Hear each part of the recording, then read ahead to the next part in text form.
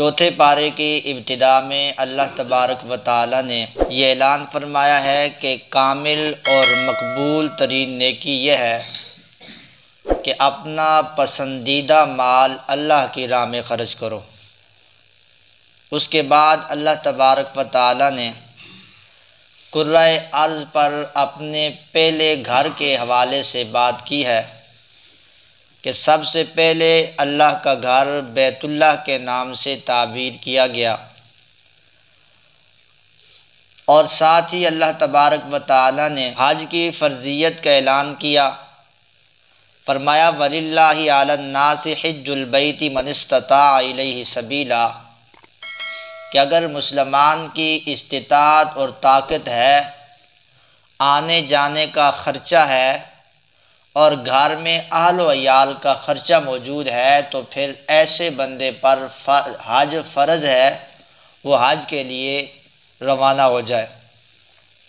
اس کے بعد اللہ تبارک و تعالی نے اتحاد امت کا درس دیا ہے۔ اللہ نے فرمایا ہے کہ جس طرح اللہ سے ڈرنے کا حق ہے اس طرح ڈرو، اور اللہ تبارک و تعالی کی رسی یعنی قرآن و سنت کو مضبوطی سے تھامے رکھو، ولا تفرقوا، فرقوں میں مت بٹو۔ تو لہٰذا قرآن و سنت کے علاوہ کوئی اور راستہ جو بھی ہوگا وہ فرقے کا ہوگا اور وہ اختلاف اور انتشار کا ہوگا۔ لہٰذا اتحاد اور اتفاق صرف اور صرف قرآن و سنت کے راستے میں ہے۔ اس کے بعد اللہ تبارک و تعالی نے فرمایا کہ کل قیامت کے دن جو اہل سنت والجماعت ہوں گے ان کے چہرے تر و تازہ ہوں گے، نورانی ہوں گے، اور جو لوگ اہل بدعت ہیں، اہل خواہشات ہیں اور اہل ضلالہ ہیں، ایسے لوگوں کے چہرے کل قیامت کے دن سیاہ ہوں گے۔ اس کے بعد اللہ تبارک و تعالی نے امت محمدیہ کی یہ ذمہ داری بیان کی ہے۔ اللہ تبارک و تعالی نے اس امت کے یہ ذمہ لگایا ہے کہ یہ امر بالمعروف اور نہی عن المنکر کرتی رہے۔ امر بالمعروف کا مطلب یہ ہے کہ نیکی کا حکم کرے، اور نہی عن المنکر کا مطلب یہ ہے کہ برائی سے منع کرے۔ اور اس کے بعد اللہ تبارک و تعالی نے یہود و نصارہ کی خباثات کا بیان کیا ہے، اور اللہ تبارک و تعالی نے فرمایا ہے کہ یہ اس قدر اللہ کے باغی لوگ تھے کہ انہوں نے انبیاء کرام کو قتل کر دیا، بجائے اس کے کہ انبیاء کی بات کو تسلیم کرتے تو انہوں نے جلیل القدر انبیاء کو شہید کر دیا۔ اس کے بعد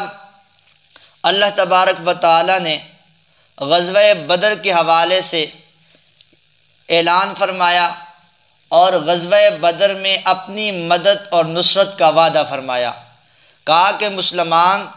کفار کے مقابلے میں آئیں گے تو اللہ تبارک و تعالی 3000 فرشتوں کے ذریعے سے ان کی مدد فرمائے گا۔ اگر کفار کا مقابلہ ہو گیا، دوران مقابلہ مسلمان ثابت قدم رہے، جمے رہے، تو اللہ تبارک و تعالی مزید 2000 بڑھا کر 5000 فرشتوں کی جماعت ان کی مدد اور نصرت کے لیے بھیج دے گا۔ یہ غزوہ بدر اسلامی تاریخ کا پہلا معرکہ ہے، اور یہ اسلامی تاریخ میں کفر اور اسلام کے درمیان میں فیصلہ کرنے والا یہ معرکہ ہے۔ اللہ تبارک و تعالی نے مسلمانوں کو باوجود تعداد کے اعتبار سے کم ہونے کے اور اسلحہ اور ساز و سامان کے اعتبار سے کم ہونے کے کامیاب کر دیا، اور کفر شکست کھا گیا۔ اور اس کے بعد اللہ تبارک و تعالی نے سود کی حرمت کے بارے میں فرمایا کہ یا ایھا الذین آمنوا لا تاکلوا الربا اضعافا مضاعفا، کہ سود یہ بڑھا چڑھا کر نہ کھاؤ۔ اس کو اللہ تبارک و تعالی نے منع کیا ہے، اور یہاں تک کہ مشرکین سود کھاتے تھے، اور جب اللہ کے پیغمبر صلی اللہ علیہ وسلم نے منع کیا، کہنے لگے انما البیع مثل الربا، جس طرح یہ خرید و فروخت کرتے ہیں اس طرح یہ سود بھی ہے، اس میں فرق تو کوئی نہیں ہے، حالانکہ واضح فرق موجود ہے۔ اس کے ساتھ ساتھ اللہ تبارک و تعالی نے غزوہ احد کو تفصیل کے ساتھ بیان کیا ہے۔ اسلامی غزوات میں سے دوسرے نمبر کا جو غزوہ ہے اس غزوے کا نام غزوہ احد ہے۔ غزوہ احد میں مسلمانوں کو نقصان اٹھانا پڑا، اور اللہ کے پیغمبر صلی اللہ علیہ وسلم نے صحابہ کرام کے لشکر کی تشکیل دی۔ ان میں سے ایک دستے کو احد پہاڑ کے دامن میں کھڑا کر دیا، پیچھے کھڑا کر دیا کہ آپ نے یہاں سے ہلنا نہیں ہے، خواہ شکست ہو یا ہمیں فتح ہو، آخری دم تک آپ نے یہاں سے ہلنا نہیں ہے، اس جگہ کو چھوڑنا نہیں ہے۔ اب ابتدا کے اندر صحابہ کرام رضوان اللہ علیہم اجمعین کو اللہ نے فتح اور کامرانی نصیب فرمائی، تو مال غنیمت جس وقت جمع کرنا شروع کر دی، تو وہ جو دستہ احد پہاڑ کے دامن میں تھا، ان میں سے بعض نے اپنے اجتہاد کے ساتھ یوں سمجھا کہ شاید کہ اب کیا ہو گئے، کافر بھاگ گئے ہیں، چلے گئے ہیں، لہٰذا ہم فاتح بن گئے ہیں، وہ بھی نیچے اترے، انہوں نے بھی مال غنیمت کو جمع کرنا شروع کر دیا۔ حالانکہ یہ نہیں تھا کہ وہ ڈر گئے تھے، کیونکہ ابتدا کے اندر سارے کے سارے کافر ہکو بکو آگے پیچھے منتشر ہو گئے، کوئی پتہ ہی نہیں چلا۔ تو ایسی کنڈیشن میں بعض صحابہ کرام نے اپنے اجتہاد سے یہ سمجھا کہ اب یہ کیا ہو گئے، بھاگے واپس نہیں آئیں گے، لیکن کرنا ایسا ہوا کہ جب انہوں نے دامن کو چھوڑا تو دشمن پھر اکٹھا ہو کر پیچھے احد کے دامن سے پیچھے سے آ کر انہوں نے وار کیا، جس پر مسلمانوں کو نقصان اٹھانا پڑا، تقریباً 70 کے قریب مسلمان شہید ہوئے۔ تو ایسی صورتحال میں اللہ تبارک و تعالیٰ نے مسلمانوں کو ایک تو تسلی دی ہے کہ یہ کوئی بات نہیں ہے، اِن یمسسکم قرح فقد مس القوم قرح مثلہ، کہ بدر میں تم نے مشرکین کے بڑے بڑے ٹاؤٹ اور سرداروں کو واصل جہنم کیا ہے، ان کو تم نے زخم پہنچائے ہیں، لہٰذا اب آپ کو زخم پہنچے ہیں، اتنی بڑی بات نہیں ہے۔ وَتِلْكَ الْأَيَّامُ نُدَاوِلُهَا بَيْنَ النَّاسِ، یہ فتح اور شکست ہم کیا کرتے ہیں، ایک دوسرے میں پلٹتے رہتے ہیں۔ ظاہر بات ہے فتح اور شکست کا ایک کانسیپٹ نہ ہو تو پھر کیسے پتہ چلے گا حق والا کون ہے اور باطل والا کون ہے۔ اور اللہ تبارک و تعالیٰ نے صحابہ کو تسلی دی،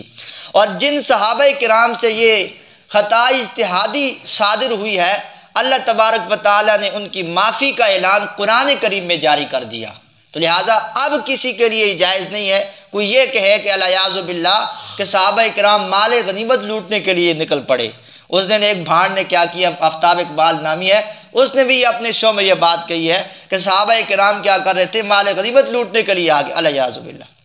تو جب اللہ تبارک و تعالیٰ نے قرآن کریم کے اندر واضح طور پر معافی کا اعلان کر دیا، میں اور آپ کون ہو سکتے ہیں کہ صحابہ کرام کی شخصیت اور کریکٹر اور کردار پر بات کریں۔ اس کے بعد اللہ تبارک و تعالیٰ نے یہ بھی جنگ احد کے اندر یہ افواہ پھیل گئی کہ پیغمبر صلی اللہ علیہ وسلم کیا ہو گئے، شہید ہو گئے۔ چونکہ غزوہ احد کے اندر پیغمبر صلی اللہ علیہ وسلم کے 2 دندان مبارک بھی شہید ہوئے، آپ صلی اللہ علیہ وسلم کو غشی آئی، آپ گر بھی پڑے۔ تو اس دوران مشرکین نے کیا کیا، یہ افواہ پھیلا دی کہ پیغمبر صلی اللہ علیہ وسلم کیا ہو گئے، شہید ہو گئے۔ اب صحابہ کرام کو یہ بات تو بہت ہی گراں گزرتی ہے، ظاہر بات ہے، پیغمبر صلی اللہ علیہ وسلم دنیا بھی تھی اور آخرت بھی تھی، دین دنیا سب کچھ صحابہ کا اللہ کے پیغمبر تھے۔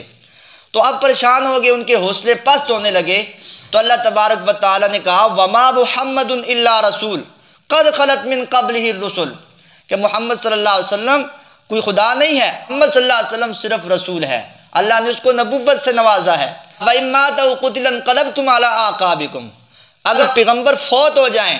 یا پیغمبر غزوہ احد کے اندر شہید ہو جائیں، کیا تم دین حنیف سے پیچھے ہٹ جاؤ گے؟ لہٰذا تم نے دین اسلام کو قبول کیا ہے، پیغمبر صلی اللہ علیہ وسلم موجود ہوں یا نہ ہوں، تو ہم نے ڈٹ کر دشمن کا مقابلہ کرنا ہے، اپنے جتنے بھی آپ کے ارادے ہیں ان کو پست نہیں کرنا ہے، ان کو بلند رکھنا ہے۔ اس کے بعد تبارک و تعالیٰ نے پیغمبر صلی اللہ علیہ وسلم کی بعثت کے حوالے سے فرمایا کہ ہم نے پیغمبر صلی اللہ علیہ وسلم جیسے عظیم پیغمبر بھیج کر امت پر کیا کیا ہے، احسان کیا ہے۔ اس کے بعد اللہ تبارک و تعالیٰ نے یہ اعلان کیا ہے کہ جو لوگ اپنے صدقات واجبہ یعنی زکوٰۃ اور عشر ادا نہیں کرتے، کل قیامت کے دن سیطوقون ما بخلوا بہ یوم القیامہ، اللہ تبارک و تعالیٰ فرماتے ہیں کہ یہی مال ان کی گردوں میں توق بنا کر پہنا دیا جائے گا، اور مسلم شریف کی حدیث کے مطابق وہ ایک اژدہا بن جائے گا، اور اژدہا یہاں جبڑوں سے پکڑ کر کھینچے گا، انا کنزو کا انا مالو کا، میں تیرا خزانہ ہوں اور میں تیرا مال ہوں جس کو تو دنیا میں جمع کرتا تھا اور غریب کا حق تو نہیں دیتا تھا۔ اس کے بعد اللہ تبارک و تعالیٰ نے یہود کے بیہودہ اعتراض کا جواب دیا کہ یہود نے کہا کہ اللہ تبارک و تعالیٰ فقیر ہو گیا، الیاذ باللہ، اللہ فقیر ہو گیا، ہم سے قرضہ مانگ رہا ہے۔ اللہ تبارک و تعالیٰ نے فرمایا کہ کل قیامت کے دن تمہیں 7 قسم کی سزا دوں گا۔ اور آخر میں اللہ تبارک و تعالیٰ نے توحید کا مسئلہ بیان کیا، فرمایا کہ زمین و آسمان کی پیدائش کے اندر غور و فکر کرو، تمہیں اللہ کی معرفت حاصل ہوگی۔ اور اس کے بعد سارے کے سارے دلائل دے کر اللہ وحدہ لا شریک کی الوہیت پر قائم کیے۔ اس کے بعد آخر میں سورہ آل عمران کے آخر میں اللہ نے فرمایا یا ایھا الذین آمنوا اصبروا وصابروا ورابطوا واتقوا اللہ لعلکم تفلحون، کامیاب ہونا ہے تو ایمان لاؤ اور تقوی اختیار کرو، اور دشمن کے مصائب اور پریشانی کو صبر کے ساتھ برداشت کرو، وصابروا، اور دشمن کا اگر سامنا ہو جائے تو ثابت قدمی کے ساتھ جمے رہو، ورابطوا، اور اپنے اسلامی محاذ کا کیا کرو، تم اس کی حفاظت کرو، پہرے داری کرو، اللہ تبارک و تعالی کامیابی عطا فرمائے گا۔ یہ سورہ آل عمران مکمل ہوئی۔ اس کے بعد ہے سورۃ النساء۔ نساء کا معنی ہوتا ہے عورتیں۔ اللہ تبارک و تعالیٰ نے غور کی بات ہے، اللہ تبارک و تعالیٰ نے قرآن کریم میں سورۃ الرجال کہیں بھی نہیں، سورہ رجال نامی کوئی بھی صورت نہیں اتاری ہے۔ آج کل جو لوگ ڈنڈورا پیٹتے ہیں نا، اور جو آنٹیاں کہ اسلام نے عورتوں کو حقوق نہیں دیے، حالانکہ دیکھو مردوں کے نام کی صورت پورے قرآن میں نہیں ہے، عورتوں کے نام کی پوری صورت اللہ تبارک و تعالیٰ نے بیان کی۔ کتنا مقام، کتنی عظمت، کتنی شان اسلام نے اس عورت کو دی ہے، لیکن اس نے آج اپنے آپ کو بازاروں کے اندر، منڈیوں کے اندر اپنی بولی لگا کر اپنی عزت کو اور اپنی عظمت کو خاک آلود کر دیا ہے۔ اس لیے ابتدا میں اللہ تبارک و تعالیٰ نے یہ پیغام دیا ہے کہ یا ایھا الناس، کہ لوگو تم سارے کے سارے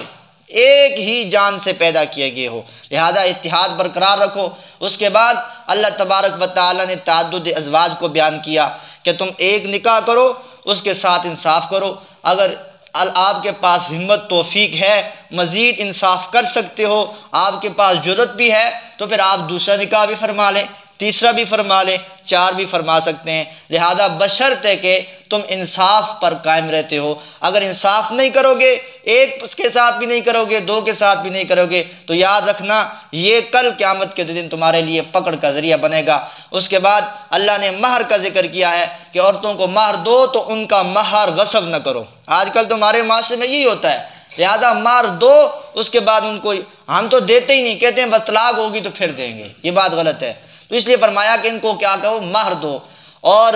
ہاں اگر خوش دلی سے کوئی عورت اپنا مہر معاف کر دے تو وہ الگ بات ہے۔ اس کے بعد اللہ تبارک و تعالیٰ نے یتیموں کے مال کے بارے میں فرمایا ہے کہ یتیموں کا مال ناحق طور پر مت کھاؤ، یتیموں کے مال کی حفاظت کرو۔ اس کے بعد اللہ نے میراث کے مسائل کو تفصیل کے ساتھ بیان کیا ہے، اور ساتھ ہی اللہ تبارک و تعالیٰ نے یہ فرمایا ہے کہ جو عورت زنا اور بدکاری کر لے تو اس پر 4 گواہ قائم کر کے اس کو سزا دی جائے۔ اس کی تفصیلات احادیث مبارکہ میں موجود ہیں، اور اگر مرد آپس میں بدفعلی کر لیں تو ان کو سزا دی جائے، اور اگر وہ توبہ طائب ہو جائیں تو ان کو طعنہ وغیرہ نہیں دینا چاہیے۔ آخر میں اللہ تبارک و تعالیٰ نے محرمات کو بیان کیا ہے، ان عورتوں کو بیان کیا ہے جن عورتوں سے نکاح کرنا حرام ہے۔ تو خلاصے کے طور پر سمجھ لیں وہ 3 طرح کی عورتیں ہیں۔ ایک حرمت، نکاح کی حرمت ثابت ہوتی ہے خونی رشتوں کے ذریعے سے، یعنی ماں ہو گئی، بیٹی ہو گئی وغیرہ وغیرہ، اور دوسری حرمت ثابت ہوتی ہے